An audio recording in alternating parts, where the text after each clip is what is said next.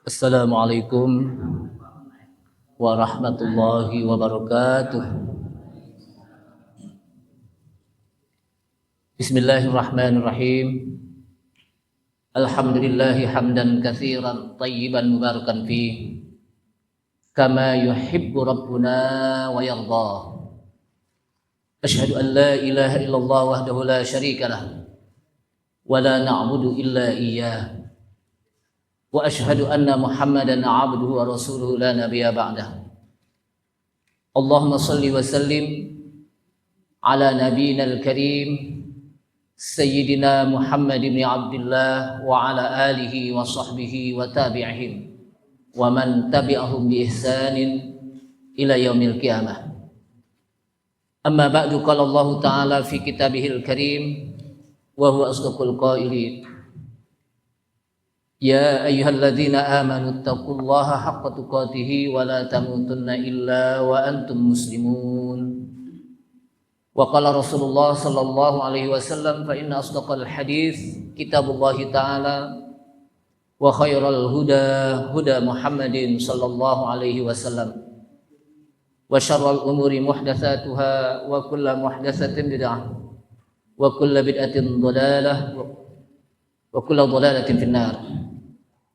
Ma'asyiral muslimin wal muslimat rahimani Allah wa rahimakum. Ibu bapak hadirin hadirat sekalian, jamaah Masjid Al-Mukhlisin Jalan Anggrek yang mudah-mudahan dirahmati Allah Subhanahu wa taala.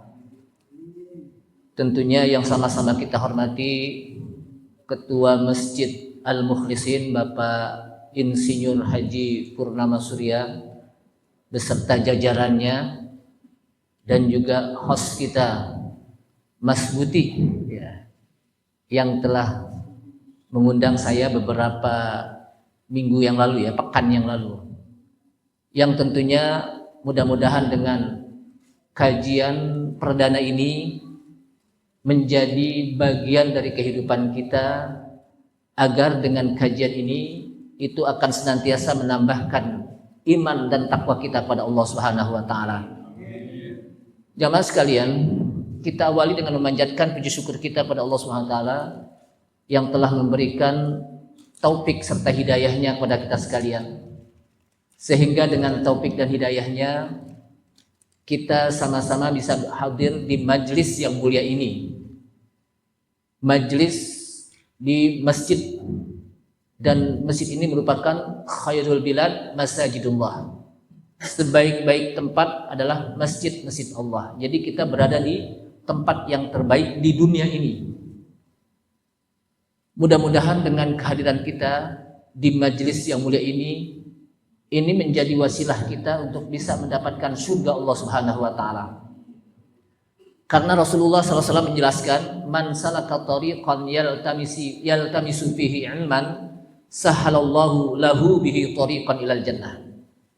Barang siapa yang berjalan di satu jalan, dan dengan jalan tersebut dia mencari ilmu, dia berjalan dengan tujuan untuk yaltamisu fihi ilman, dia ingin mencari ilmu, ingin mempelajari ilmu, maka kata Rasulullah SAW, sahalallahu lahu bihi tariqan ilal jannah, maka Allah Subhanahu wa taala akan mudahkan baginya jalan ke surga. Artinya orang yang senantiasa berjalan menuju majelis ilmu, nanti di akhirat Allah Subhanahu wa taala akan mudahkan dia untuk jalan ke surga. Karena majelis ilmu ini diumpamakan oleh Rasulullah SAW dalam sebuah riwayat hadis seperti riyadul jannah, taman surga. Satu kali Rasulullah SAW menyebutkan, kata Rasulullah, idza marartum bi riyadil jannah farta'u. Apabila kalian melewati taman surga, maka mampirlah. Kemudian para sahabat bertanya, wa ma hiya riyadul jannah? Apa itu yang dimaksud dengan taman surga? Bukankah kita masih di dunia? Emang di dunia ini ada taman surga? Kalau taman yang lain banyak ya, taman safari mungkin, atau taman yang lainnya. Tapi adakah taman surga? Maka kata Rasulullah, riyadul jannah ay majlisul ilmi. Yang dimaksud dengan taman surga di dunia ini adalah majlisul ilmi, majlis zikir, majlis ilmu. Majlis di mana kita mempelajari ilmu. Makanya kata Rasulullah, kalau orang yang menuju majlis ilmu, maka ini menjadi wasilah orang tersebut untuk Allah Subhanahu wa taala mudahkan untuk menuju jalan ke surga.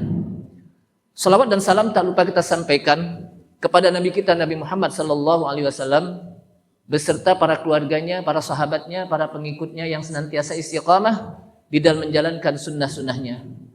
Ma'asyiral muslimin wal muslimat, a'azzani Allah wa iyyakum, kaum muslimin dan muslimat, ibu, bapak, hadirin hadirat sekalian yang mudah-mudahan dimuliakan Allah Subhanahu wa taala. Sampai Isya tentunya kita ya. Nanti habis Isya udah selesai. Atau gimana, ada pertanyaan terserah ya. Nanti kita sepakati saja. Paling tidak mengambil tema bahwa surga itu indah. Untuk siapa surga tersebut? Jamaah sekalian, kalau kita lihat di dalam surat Al-Mu'minun, Allah Subhanahu wa taala menyebutkan dengan beberapa ayat. A'udzu billahi minasy syaithanir rajim. Bismillahirrahmanirrahim. Qad aflahal mu'minuna alladzina hum fi salatihim khashi'un والذين هم عن اللغو معرضون والذين هم للزكاة فاعلون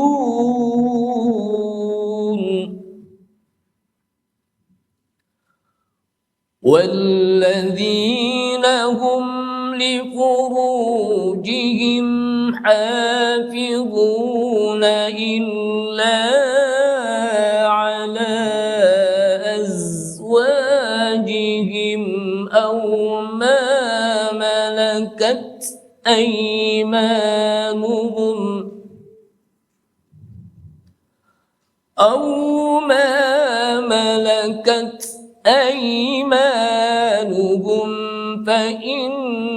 فإنهم غير ملومين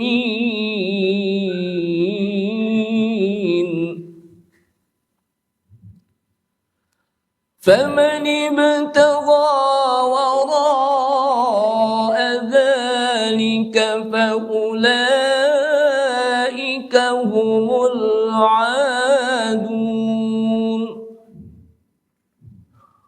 والذين هم لأماناتهم وعهدهم راعون والذين هم على صلواتهم يحافظون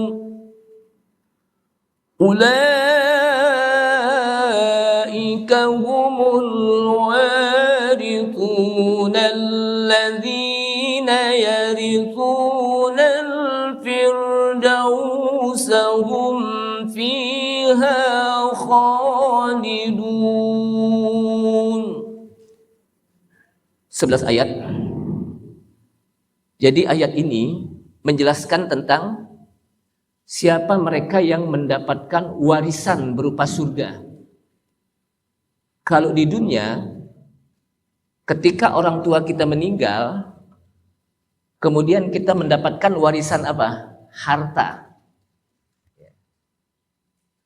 Tapi nanti di akhirat, orang-orang yang beriman, dia akan mendapatkan warisan yang diberikan oleh Allah Subhanahu wa taala berupa surga. Makanya Allah Subhanahu wa taala menyebutkan ulaika humul warisun. Penutup ayat ini di surat Al-Mu'minun yang merupakan 11 ayat. Ulaika humul warisun. Mereka itu adalah orang-orang yang warisun, yang mendapatkan warisan. Alladzina yarisunal firdausa. Mereka adalah orang yang mendapatkan warisan berupa al-firdaus. Firdaus itu salah satu nama surga. disebutkan oleh Allah SWT surga yang paling tinggi, yaitu surga Firdaus. Makanya kalau bahasa Inggrisnya surga itu apa? Parades, dari kata apa? Firdaus gitu ya. Hum fiha khalidun, dan mereka akan kekal di dalamnya. Jamaah sekalian, salah satu yang wajib kita imani dalam rukun iman adalah yu'minuna bil ghaib, beriman kepada yang ghaib. Dan itu wajib kita imani. Apa sih yang disebut yang ghaib?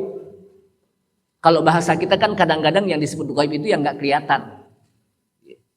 Itu yang ghaib, itu secara umum betul. Yang ghaib itu apa? Yang nggak kelihatan.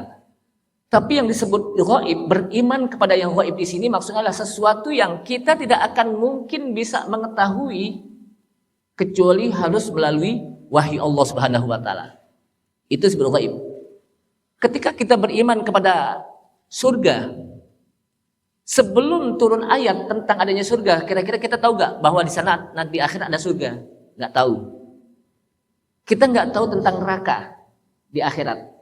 Kita tidak tahu tentang Allah Subhanahu wa taala. Kita tidak tahu tentang hari kiamat. Kita tidak tahu tentang hari di mana manusia akan dihisab. Kita tidak tahu hari manusia akan ditimbang amal ibadahnya. Kita tidak mengetahui tentang malaikat, kecuali semuanya melalui apa? Wahyu Allah Subhanahu wa taala. Itulah yang disebut apa? Hal yang gaib. Yang dimaksud dengan yu'minuna bil ghaib, beriman kepada yang gaib. Dan salah satu yang gaib itu adalah surga. Yang dalam bahasa kita surga itu disebut apa? Dalam bahasa Arab itu surga itu disebut apa? Al-jannah. Al-jannah dari kata-kata jannah ya junnu, jannan, yang artinya tertutup, nggak kelihatan. Makanya kalau kita lihat, kenapa jin disebut jin? Jin itu dari kata-kata jannah ya junnu jin. Al-jinnah apa?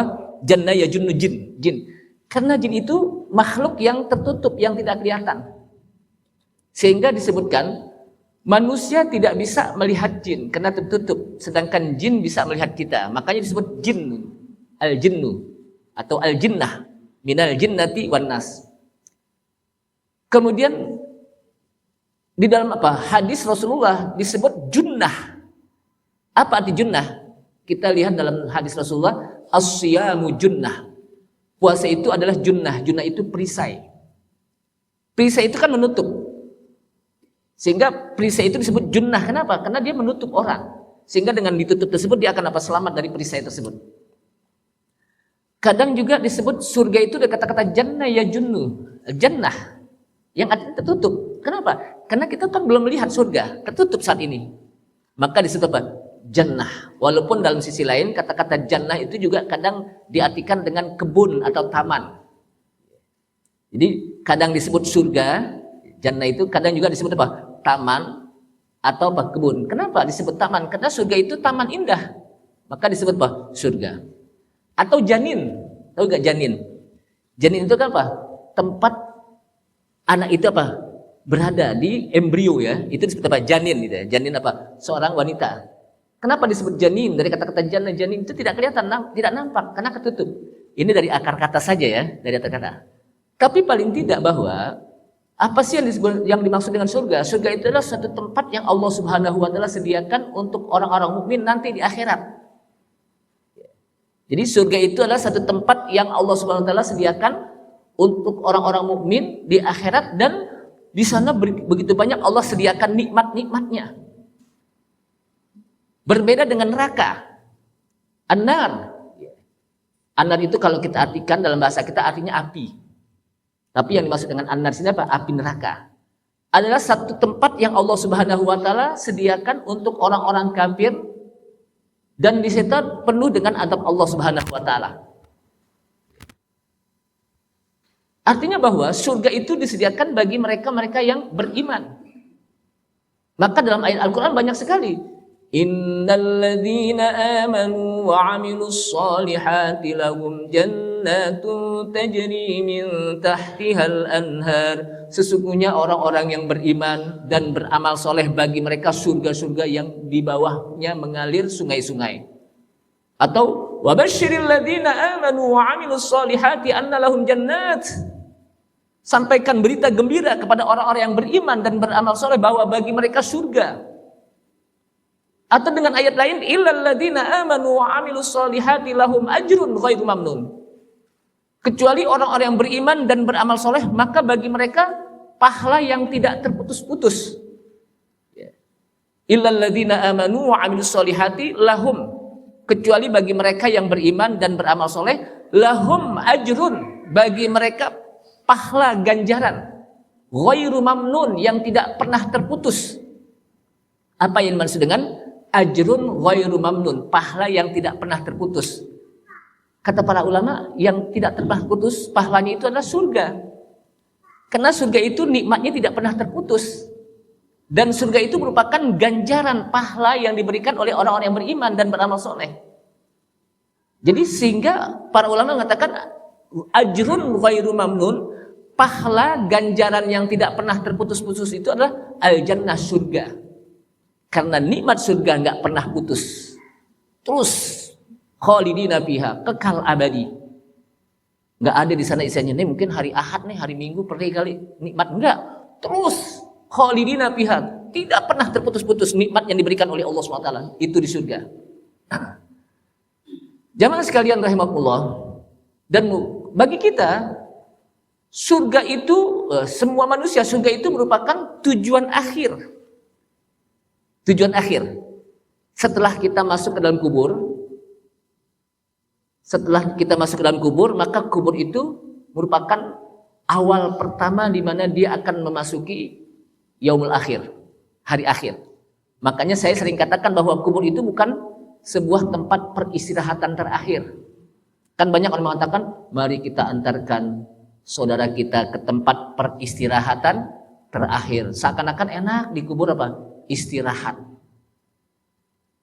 Padahal kubur itu adalah satu tempat di mana dia akan menghadapi proses-proses kehidupan setelah dia mati di dunia. Dia mati di dunia, kemudian masuk ke kubur, dan di kubur itu dia akan menghadapi proses-proses kehidupan. Proses yang pertama, su'alul malakain. Pertanyaan dua malaikat datang. Man rabbuka, siapa Rabb kamu? Wa man nabiyuka, siapa nabimu? Itu akan ditanya.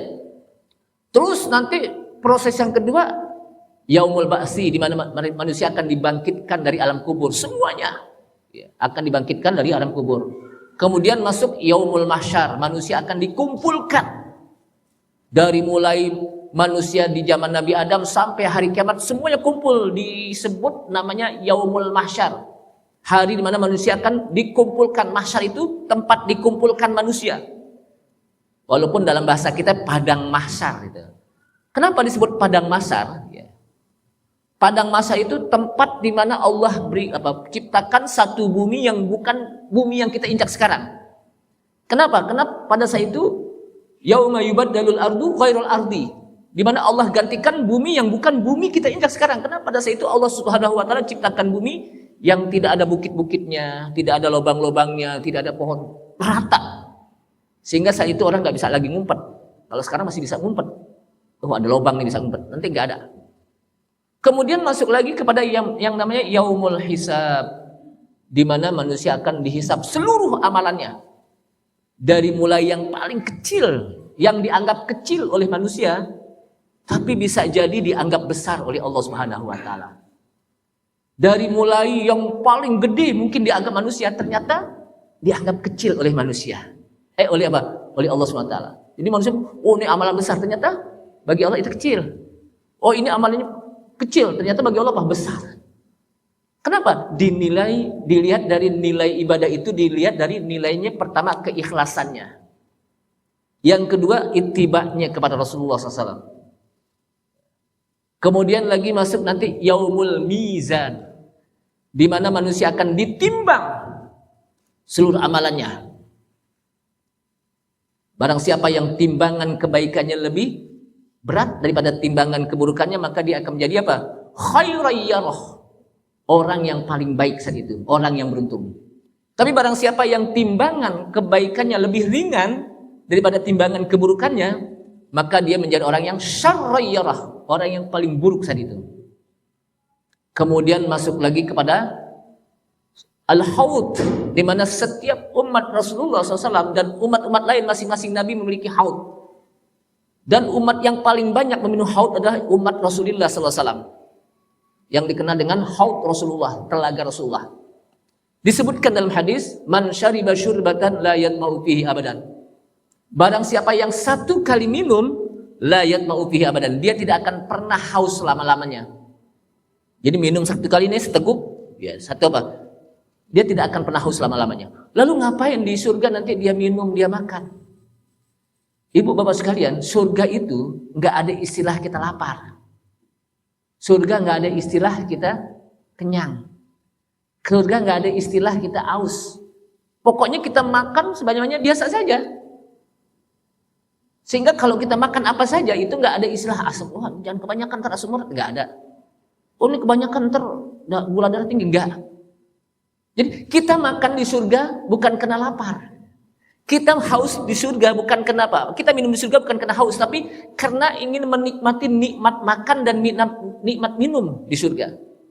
Makanya di sana habis makan, habis minum nggak akan nyari toilet deh. Mana sih nggak enak nih mules, nggak ada. Kenapa? Akan menjadi keringat, misik, wangi, begitu indahnya surga. Jadi surga itu apa? Tempat yang indah, semua serba indah.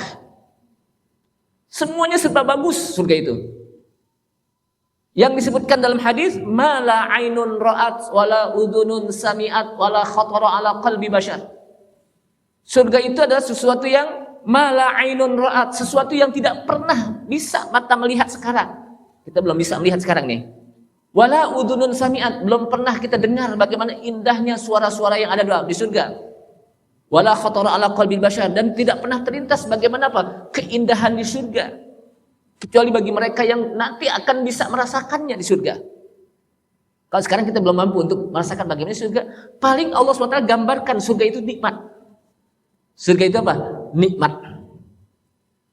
Jamaah sekalian rahimahullah, satu kali hadis ini juga dikutip oleh Ibnu Katsir. Nenek-nenek dan kakek-kakek datang kepada Rasulullah SAW. Kemudian nenek dan kakek itu berkata, ya Rasulullah, doakan saya udah apa? Beriman, beribadah, beramal, doakan agar saya masuk ke dalam surga.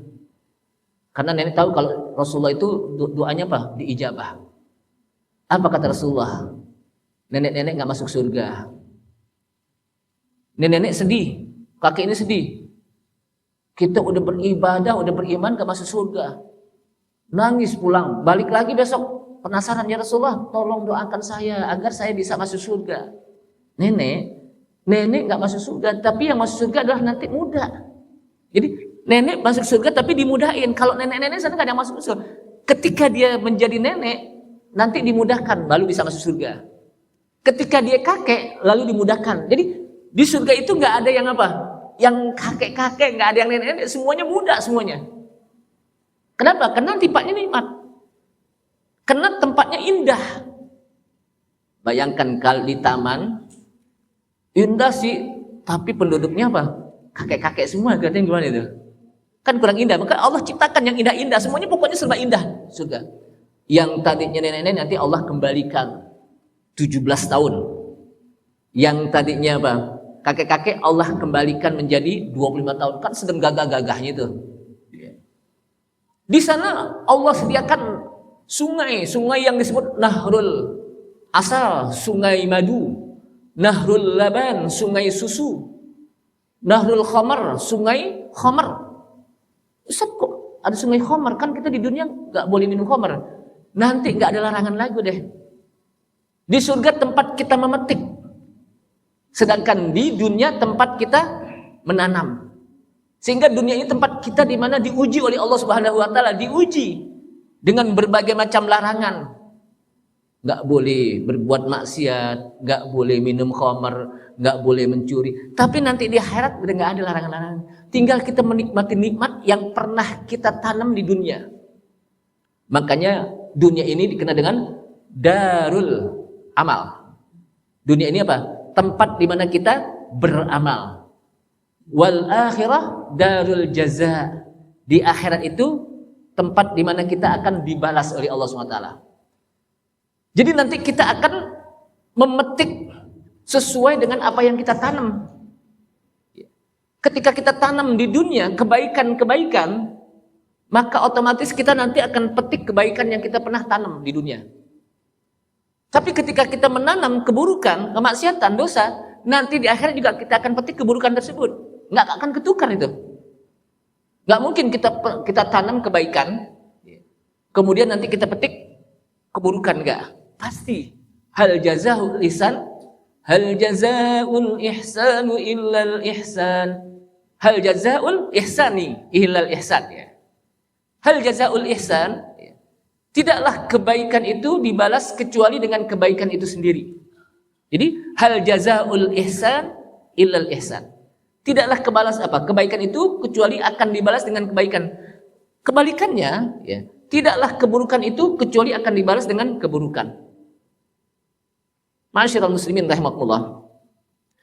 Sementara Allah Subhanahu wa taala akan memberikan warisan kepada orang-orang mukmin berupa apa? Surga. Saya katakan kalau di dunia ketika orang tua kita meninggal kita dapat apa? Warisan harta. Dan warisan harta itu kan bisa habis gak? Bisa, apalagi tidak diproduktifkan. Warisan harta itu apa? Apalagi kalau apa? Ada istilah konflik macam-macam kan gitu. Tapi nanti di akhirat Allah SWT berikan warisan dan warisan ini abadi. Khalidina fiha, kekal abadi. Siapa mereka? Maka dalam surat apa? Al-Mu'minun di sini Allah Subhanahu wa taala mulai dengan kalimat qad aflahal mu'minun. Qad, kalau kita belajar bahasa Arab, di sini belajar bahasa Arab nih, perlu juga ya, karena kita untuk memahami Al-Qur'an itu harus dengan bahasa apa? Arab. Qad artinya huruf taukid. Sungguh benar-benar. Huruf taukid apa? Sungguh benar-benar. Ya. Aflaha, beruntung, bahagia, dengan fi'il madhi. Allah Subhanahu wa taala tidak menyebutkan dengan bentuk fi'il mudhari', bentuk yang akan datang. Ya. Tapi fi'il madhi bentuk lampau. Kenapa? Artinya sungguh, artinya apa? Betul-betul Allah akan apa? Berikan orang-orang mukmin itu bahagia gitu. Makanya pakai bentuk aflaha, bentuk fi'il madhi, bentuk past tense. Walaupun bentuknya past tense, lampau, itu menunjuki bahwa betul-betul orang-orang mukmin itu mereka sudah mendapatkan kebahagiaan. Siapa mereka yang mendapatkan kebahagiaan? Kata para ulama, keberuntungan, aflah itu apa? Beruntung atau bahagia. Ayat ini menjelaskan kepada kita bagaimana Allah Subhanahu wa taala puji orang-orang yang beriman. Jadi Allah Subhanahu wa taala puji orang-orang beriman dengan mendapatkan kebahagiaan. Kalau Allah SWT yang muji, berarti kita pasti mendapatkan apa? Kebahagiaan. Kenapa? Karena Allah Subhanahu wa taala apa? Sudah puji. Yang muji Allah, bukan kita. Kalau Allah yang muji sebagai khaliqul alamin, sebagai khaliqun nas, pencipta manusia, pasti kita mendapatkan apa? Kebaikan dari pujian yang diberikan oleh Allah SWT. Kalau orang muji belum tentu benar. Betul gak? Kita dipuji oleh teman kita, ente baik banget. Belum tentu benar. Kenapa? Karena dia muji ada maunya kan gitu. Tapi kalau Allah Subhanahu wa taala yang memuji dan yang dipuji itu adalah orang-orang beriman, maka pasti orang yang beriman itu akan mendapatkan keberuntungan dan kebahagiaan karena pujian Allah Subhanahu wa taala. Makanya para sahabat Rasulullah SAW adalah orang-orang yang dipuji oleh Allah SWT. Apa kata Allah SWT? Kuntum khairu ummah. Kalian adalah sebaik-baik umat. Jadi para sahabat Rasul itu disebut orang yang terbaik, umat yang terbaik, umat yang the best. Kenapa? Yang muji Allah Subhanahu wa taala. Nah, di sini kita lihat sungguh beruntung orang-orang yang mukmin. Mukmin yang bagaimana? Alladzina hum fi shalatihim khashi'un. Orang-orang yang mereka, di sini diulangi dengan kalimat alladzina hum, dengan bentuk ada domir namanya, kata ganti. Yang mereka, orang-orang mukmin tersebut, fi shalatihim, di dalam salat mereka, khashi'un. Yang dipuji pertama adalah agar mereka bisa mendapatkan warisan dari Allah SWT berupa surga. Ketika dia salat, salatnya apa? Khusyuk. Fi shalatihim. Di sini kalau kita lihat tidak menggunakan bentuk jamak, fi shalatihim. Salat itu bentuk apa? Mufrad, tunggal. Jamak dari salat itu apa? Sholawat. Jamak dari salat itu apa? Sholawat. Nah, ketika Allah Subhanahu wa taala muji, yang pertama adalah mereka yang di dalam salat mereka khusyuk. Kemudian ditutup dengan kalimat lagi walladzina hum ala sholawatihim. Lagi-lagi salat. Jadi di apa? Dibuka dengan salat dan ditutup dengan salat.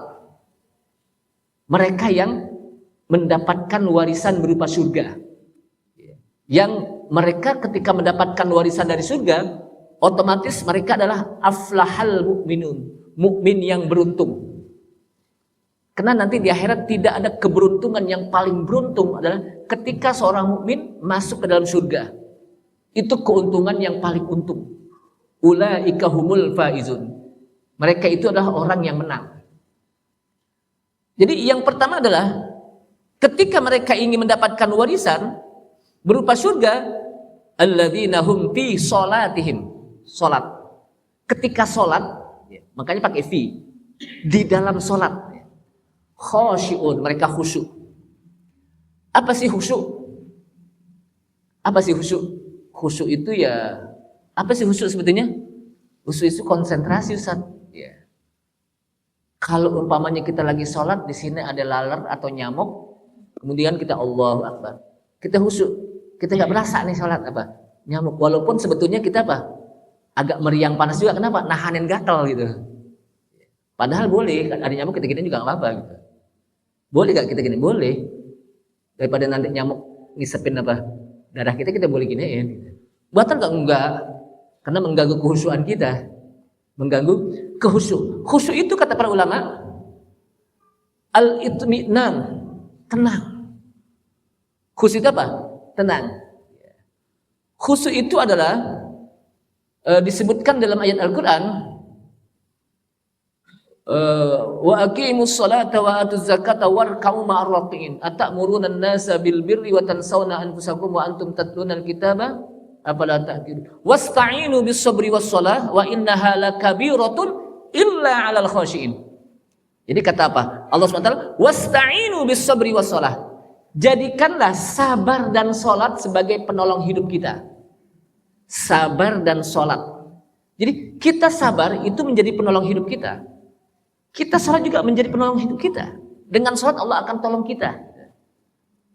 Jadi wasta'inu bis sabri was shalah wa innaha lakabiratun. Sesungguhnya sabar dan salat itu sungguh sangat berat dilakukan.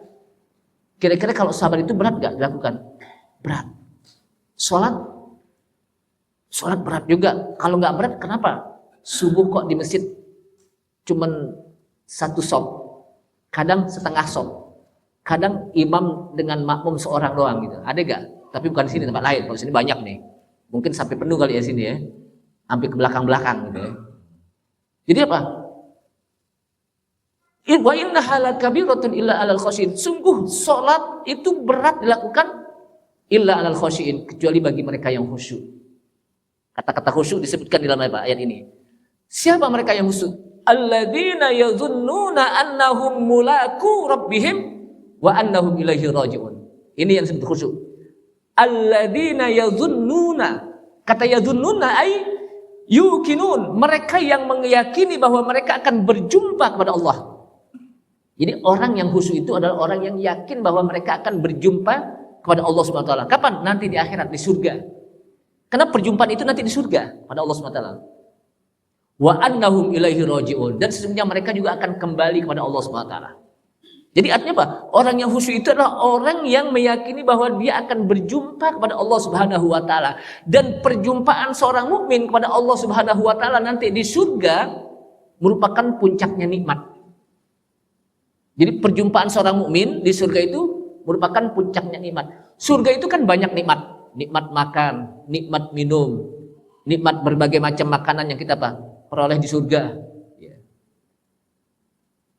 Itu tertutup dengan ketika mereka berjumpa kepada Allah Subhanahu wa taala. Kenapa? Karena inilah puncaknya nikmat. Puncaknya apa? Nikmat. Dan orang mukmin berharap agar mereka bisa berjumpa kepada Allah Subhanahu wa taala. Alladzina yarjuna Allah. Alladzina yarjuna liqa Allah, mereka yang berharap untuk bisa berjumpa kepada Allah Subhanahu wa taala. Nah, ini yang disebut dengan khusyuk. Kenapa dia bisa khusyuk? Karena dia meyakini bahwa dia akan berjumpa kepada Allah Subhanahu wa taala dan berharap untuk bisa berjumpa. Di mana perjumpaannya nanti? Di surga. Itu yang dijelaskan oleh Allah Subhanahu wa taala. Lalu bagaimana ketika kita sholat lalu kita khusyuk? Khusyuk kata para ulama adalah tenang di dalam sholat. Sehingga tidaklah bergerak orang tersebut dalam sholat. Artinya bergerak itu apa? Tidak, kadang-kadang kan Allahu Akbar. Ada aja yang dia apa? Kadang-kadang nyain kuku. Itu nggak boleh. Allahu Akbar. Kadang-kadang nggak boleh. Allahu Akbar. Makanya bagaimana kita cara khusyuk dalam sholat? Lihat tempat sujud kita. Allahu Akbar. Lihat tempat sujud. Sehingga jangan sampai orang ketika sholat itu jelalatan matanya ke sana kemari. Kenapa? Karena itu akan menghilangkan kehusyuan. Maka kata Ibnu Nusayyib mengatakan, idza khasya'atil qalbu khasya'atil jawarih. Apabila hati seseorang ketika sholat dia khusyuk, maka anggota tubuh pun menjadi khusyuk. Hati seseorang ketika sholat khusyuk karena Allah SWT, maka anggotanya itu apa? Akan khusyuk. Artinya apa? Enggak bergerak ke sana kemari. Allahu Akbar, khusyuk. Sehingga ketika dia khusyuk, dia tidak pikirkan apa yang di luar sholat kita. Nah, kadang-kadang ada orang sholat, lagi sholat, Allahu Akbar. Ya Allah, pantesan dompet seminggu nggak kelihatan, ternyata di bawah pohon, di bawah kasur. Dia naruhnya di bawah kasur. Makanya jarang ketemu ya. Tapi di dalam sholat itu apa? Ketemu itu. Allahu Akbar. Ya Allah, untung aja kompor udah matiin belum nih kompor nih? Lagi sholat nih Jadi akhirnya gara-gara kompornya lah nggak khusyuk. Makanya kata para ulama, bagaimana cara kita biar khusyuk? Pertama, konsentrasi dalam sholat. Aktivitas dunia tinggalkan dulu. Jangan sampai ketika lagi sholat, sambil masak air, terkan selesai sholat dari apa? Udah matang. Itu jangan. Kenapa? Itu akan menghilangkan kehusyuan deh. Nih ibu-ibu masih senyum aja deh. Mungkin jangan-jangan pernah juga gitu ya. Sambil sholat, sambil nanak nasi nih, ntar juga habis sholat, udah matang duluan. Ternyata pas lagi sholat, ini bau apaan nih, angus nih. Akhirnya hilang khusyuknya. Pokoknya tinggalkan semua kegiatan-kegiatan dunia, termasuk HP kita. Jangan sampai Allahu Akbar, kering. Siapa yang lagi nih? Akhirnya bertanya dalam hati kita, lagi kita khusyuk-khusyuknya, sempet-sempetan nanya siapa nih yang hubungin kita. Matikan silent agar jangan mengganggu kehusyuan kita. Makanya kalau dalam masjid itu pasti imam mengatakan mohon HP-nya dimatikan agar tidak mengganggu kehusyuan kita. Itu yang pertama. Yang kedua, mata jangan jelalatan ke sana kemari. Makanya disunahkan kita ketika sholat melihat tempat sujud kita. Jangan Allahu Akbar lihat sana kemari. Apalagi di depan kita nih orang pakai kaos. Kaosnya macam-macam loh. Ada kaos yang tulisannya Anda ngaca. Kalau Anda tidak ngaca, berarti Anda tidak ngaca. Oleh karena itu berkacalah Anda. Jadi pokoknya semuanya kaca-kaca lah gitu. Saya bilang mau ngapain? Akhirnya dia sambil sholat sambil bacain kaos orang. Makanya kalau sholat agar semuanya bisa khusyuk, jangan sampai kita sholat dengan menggunakan kaos yang bergambar di belakang atau bertuliskan gambar orang, apalagi musim kampanye. Allah, pantas dia kelompok sono sih, pantas. Jadi itu hilangkan. Pakai pakaian yang tidak bertulis, pakai pakaian yang tidak bergambar untuk menjadikan diri kita khusyuk dan juga orang lain khusyuk di belakang kita. Makanya kita jangan sampai ketika sholat Allah Akbar, tapi lihat tempat sujud kita. Itu yang pertama. Jadi itu yang pertama. Yang kedua ya, ada yang catat gak nih? Jadi yang pertama tadi tinggalkan aktivitas dunia. Yang kedua, tempat sujud kita ya. Jangan sampai kita jelalatan mata kita. Yang ketiga, pahami apa yang kita baca. Makanya nih ibu-ibu, bapak-bapak, dari mulai sekarang kita pahami nih. Minimal dari mulai takbir, apa sih takbir? Allahu Akbar, oh Allah Maha Besar. Jangan sampai kita mengucapkan Allahu Akbar tapi kita tidak paham arti Allahu Akbar. Kita baca Fatihah dari mulai bismillah sampai waladhdallin sampai amin kita paham. Mulai kita pelajari untuk bisa memahami terjemahan Al-Quran. Ketika kita mengatakan alhamdulillahirabbil alamin, segala puji bagi Allah, itu akan bisa memberikan rasa khusyuk kita. Itu yang pertama. Dan banyak lagi sesungguhnya ya. Jadi yang pertama apa? Alladzina hum fi shalatihim khashi'un. Dan khusyuk ini kata para ulama bukan menjadi rukun. Kenapa? Karena kalau rukun berapa banyak orang yang tidak diterima sholatnya. Karena rukun itu wajib kita lakukan. Tapi dia menjadi orang yang beruntung ketika dia sholatnya apa? Khusyuk. Minimal kata para ulama, di awal kita sudah mulai khusyuk. Allahu Akbar. Udah khusyuk. Walaupun nanti pada perjalanan sholat, ternyata kadang-kadang ada apa? Pikiran, tapi kembalikan lagi. Gitu. Ingat lagi, kembalikan lagi bahwa kita sedang apa? Sholat. Gitu. Kan kadang-kadang gitu kan, lagi sholat. Kemudian, walladzina hum 'anil lagwi mu'ridun. Orang yang mukmin yang akan mendapatkan warisan berupa surga adalah walladzina hum 'anil lagwi mu'ridun. Dan mereka adalah orang-orang yang meninggalkan hal yang sia-sia. Baik ucapan yang sia-sia maupun perbuatan yang sia-sia. Perkataan yang sia-sia itu ditinggalkan. Itu yang ditinggalkan. Kenapa? Karena memang disebutkan dalam sebuah hadis, kata Rasulullah, min husni islamil mar'i tarkuhu ma la ya'nihi. Termasuk bagian dari baik Islamnya seseorang mukmin. Jadi apa? Min husni islamil mar'i, termasuk bagian dari baiknya keislaman seseorang, tarkuhu ma la ya'nihi. Dia meninggalkan sesuatu yang enggak bermanfaat. Apa aja enggak bermanfaat. Jadi orang akan melihat Islamnya itu baik ketika dia bisa meninggalkan sesuatu yang tidak bermanfaat. Kenapa? Karena orang Islam, orang Muslim, dia akan lakukan sesuatu yang semuanya bermanfaat. Semuanya apa? Bermanfaat. Kenapa? Karena dia meyakini bahwa ketika Allah Subhanahu wa taala ciptakan dia, wa ma khalaqtul jinna wal insa illa liya'budun. Dan tidaklah aku ciptakan jin dan manusia illa liya'budun, kecuali agar mereka mau beribadah. Artinya apa? Dia menginginkan, orang muslim itu menginginkan bahwa setiap yang dia lakukan itu punya nilai ibadah, sehingga dia meninggalkan sesuatu yang tidak bermanfaat. Nah, orang yang meninggalkan sesuatu yang tidak bermanfaat itu terlihat Islamnya itu baik. Nah, dari sini maka mulai kita apa? Meninggalkan yang nggak bermanfaat. Kira-kira bermanfaat nggak sih kita lakukan? Kita ngomongin orang kira-kira bermanfaat nggak sih? Kita celah orang kira-kira bermanfaat nggak sih? Kita bikin apa? Share sesuatu kira-kira bermanfaat nggak sih? Gitu. Itu harus kita apa? Harus kita timbang sekarang. Udah Isya ya? Udah ya? Ini sebetulnya masih banyak nih. Baru 2 nih. Baru 2. Tapi mudah-mudahan dengan ini kita bisa mulai pelan-pelan. Memang sedikit tapi bermakna, bisa kita amalkan, itu lebih baik daripada banyak. Kita bingung. Nih yang mana dulu Ustaz nih? Karena memang kenapa Al-Quran diturunkan tadrijian? Al-Quran diturunkan oleh Allah sedikit demi sedikit, nggak langsung 30 juz. Tapi sedikit-sedikit ayat per ayat.